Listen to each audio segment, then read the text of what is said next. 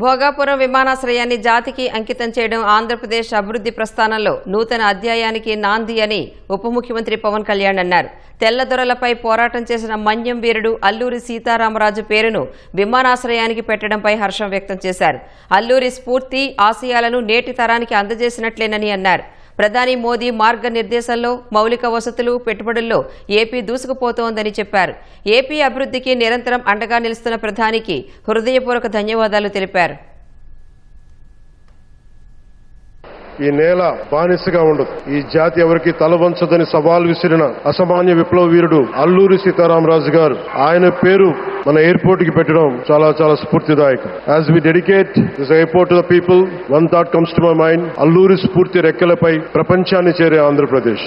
Rooted in Alluri's ideals and driven by the aspirations of a people, Andhra Pradesh is ready to soar to greater heights. ఈ రోజు మన గౌరవ ప్రధానమంత్రి శ్రీ నరేంద్ర మోదీ గారి చేతుల మీదుగా అల్లూరి సీతారామరాజు అంతర్జాతీయ విమానాశ్రయానికి జాతికి దీనిని అంకితం చేయటం ఆంధ్రప్రదేశ్ అభివృద్ధి ప్రస్థానంలో ఒక నూతన అధ్యాయానికి నాంది పలుకుతుంది. మోదీ గారి నాయకత్వంలో ఈ రోజు 17,435 కోట్ల విలువైన అభివృద్ధి కార్యక్రమాలు ప్రజలకి అంకితం కావడం, అలాగే national highway projects, energy infrastructure ప్రాజెక్టులో ప్రారంభోత్సవాలు, శంకుస్థాపనలు జరగడం మన రాష్ట్ర అభివృద్ధిలో చాలా కీలకమైన ఘట్టం. ఈ ప్రాజెక్ట్స్ కనెక్టివిటీని బలోపేతం చేయడం కాదు, ఎనర్జీ సెక్యూరిటీని పెంచి ఇండస్ట్రియల్ గ్రోత్ మరింత వేగాన్ని అందించి యువతకి ఉపాధి అవకాశాలు మెరుగుపరిచి ఆంధ్రప్రదేశ్ ని మరింత వేగంగా అభివృద్ధి పదంలో ముందుకు నడిపిస్తాయి. ఒక దేశం కేవలం ప్రకటనలతో అభివృద్ధి చెందదు, ప్రజల కలల సాకారం అయ్యే మౌలిక సదుపాయాలతో అభివృద్ధి చెందుతుంది. So Honorable Modi ji, your vision of Vikasit Bharat and Atmanirbhar Bharat is transforming the nation